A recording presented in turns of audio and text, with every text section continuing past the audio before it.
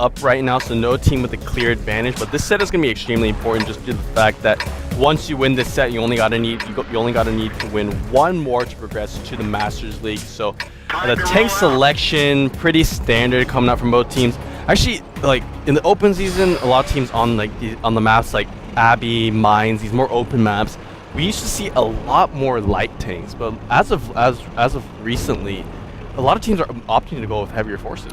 Yeah, indeed. I am liking the. I am actually liking the rush setup though, with those two T69s. I gotta say, it sounds like a pretty good idea. Have you noticed that Sun Fox actually has PvP as the clan tag? Yeah, and actually other members and also the have DPS as well. Yeah. So and actually earlier, did you notice that Avantgarde also had the DPS clan tag? Yes, indeed. So actually, I guess DPS is a really big clan. It must be too. Must be too. But it's kind of funny to see like all those different clan tags on the rush side. So maybe it's an all-star lineup. Yeah, Who knows? yeah, quite possibly. Who knows, really? I mean, yeah. Kind of taking all the best players from each team. that would be really sick actually. Yeah, so I'm really waiting to see. But so far, Rush has not disappointed. Yeah, definitely to say the not. least. Yeah, no, Rush is performing phenomenally today, really showing us that, you know, these newer teams, you know, they're just as good as the regular teams that we've been seeing a lot. Maybe even more perhaps because they've just waited to see some official competition before taking the dive themselves. So studying, you know, and doing your homework before you actually get in. Yeah. Now obviously they've got like a huge disadvantage when it comes to the points in this Masters League.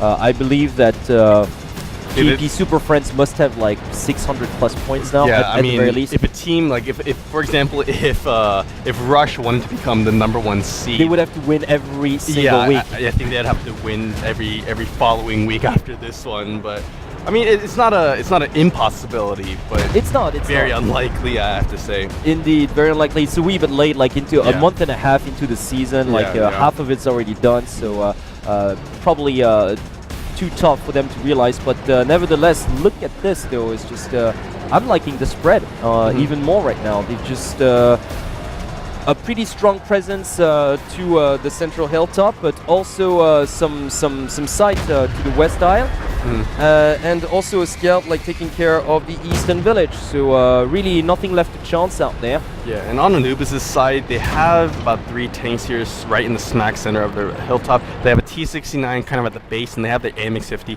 at their starting position. Yeah, exactly. For cover fire as a sniper. Gunner took a wee bit damage. I'd say about the 250 taken out of him, courtesy of lightsaber, I believe that was. A shot that bounced off though. Really, it didn't like inflict full damage. Yeah, they're really trying to trade damage right now, kind of from a kind of medium to long range distance right now, or medium to close range kind of shots being fired, but no critical shots have landed just yet, so no team really taking advantage here. Anubis slowly creeping up. Calentini, you know, he actually, and he gets a nice shot to Rutaris right there.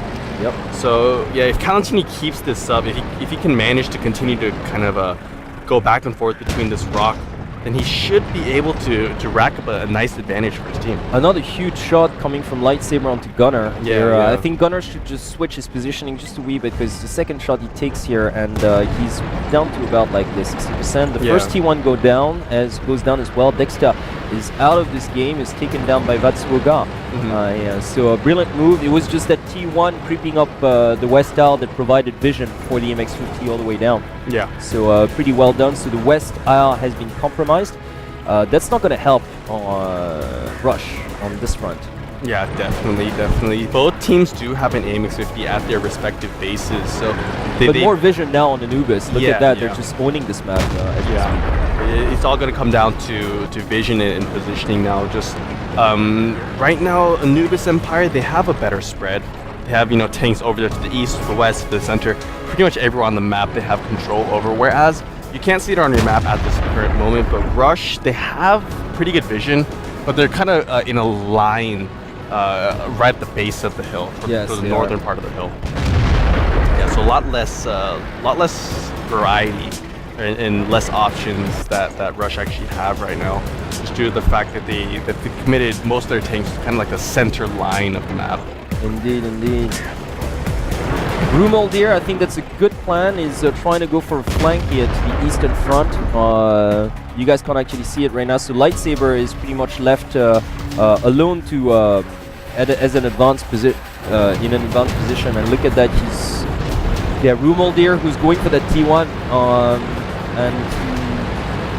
who's going for Aragon here. Yeah, he does get taken down, so Rumoldir, good job here, just drawing things even. He's got to come back rather quickly though, because Lightsaber is pretty much alone up there. Yeah, definitely Lightsaber. He is doing a good job of defending. Oh, he definitely is though. Yeah, he took no damage so far. And he got 2 shots onto Gunner. So definitely a non-event trade altogether.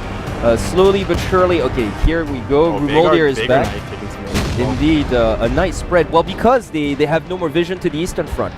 So it's a good trade, pretty much. Okay, they lost vision on the west aisle when it comes to rush, because their T1 was taken down, but Aragon was taken down on the other side too. So basically, right now they're just turning things. Oh, Vatsuo got taking so much punishment right here. He's got to retreat. Yeah, Vatsuo got definitely. I don't understand why they brought up the 5100 to the front lines. But did you just see that? One tank was down to like 12 health, man. Oh, okay, really? yeah. I didn't see that. Right there. Yeah, or Aurelius. Maybe not 12 Aurelius? Health. Aurelius. No, but I think I saw one of those tanks extremely low. The base capture has started for Rush though. They sent their last T1 for that, so that's gonna force at least one tank on the Anubis side to retreat from that central hilltop, just giving them a wee bit of a breather, I think. Yeah, definitely, and this could signal a push coming out from Rush, just because one of the heavier forces on Team Anubis have to go back to defend the base. Yeah, capture. exactly, they have. I mean, they still have plenty of time though, but eventually they're gonna have to move out and take out this threat. Yeah, no, I would push in if I were Rush right now. I'm not too sure, because a lot of their tanks have taken plenty of damage. You said it, like, I haven't seen Aurelius, but if you told me he was down to 12, then really it's not something I would risk at this point. But okay, Dexter goes down, so the threat has been cancelled. I think going for that sneak capture was a bit too early. They should have waited. They should have waited a little more, I think, because that was just like giving that last T1 away. Yeah, definitely so. And actually, Anubis here kind of lining up for a possible push. Yeah, look at Rumoldir is really low on health too. Vagrant Knight doing so much damage from his balcony. You know, you really gotta love that spot, like, you know, on top of that hill, because it just really gives you a window of opportunity to crack some flanking shots. They're really annoying. Yeah, definitely. More than anything, it just like it forces at least one tank to keep their attention on top of that hill, pretty much. Which means that you have to sacrifice one tank to the central conflict. Yeah, definitely. Vagrant Knight actually, he is in that T69. Just a plaguing tank. Getting shots on you is just so annoying. Yeah, and sometimes when you lose vision on him, you don't know when he's gonna pop back out. Exactly, and just because he's just gonna pop one shot and then get out of dodge, really, which is really annoying. Yeah. Okay, I did get a peek on Aurelius, and no, he was not down to 12. He was down. No, it was out to Rutaras actually. Oh, Rutaras. Okay. Yeah, not 12 health, but maybe like 100 something, like 170 maybe. So one shot would still do it. One shot. Okay, well, it's dead even though. We've got a minute 40. Something's definitely going to happen here. And I would give a slight edge to Anubis though. Although Vatsuga's really low. Vatsuga's really low as well with his 50. Yeah, I mean, but look at Gun and Rose. Oh, Gun and Rose, it's the push. The push is coming in. The push is coming in here, right now.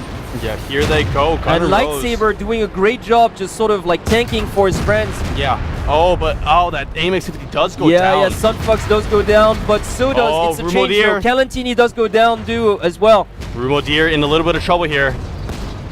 Rumoldir goes down as well, so the advantage definitely going onto Anubis side. Another one. Yeah, indeed. So it's pretty much game over. And Lightsaber's like, he can't tank forever now. Yeah, definitely not. Lightsaber gonna go down, so only one tank remaining and only 50 seconds remaining as well. So Aurelius gonna get taken out right there.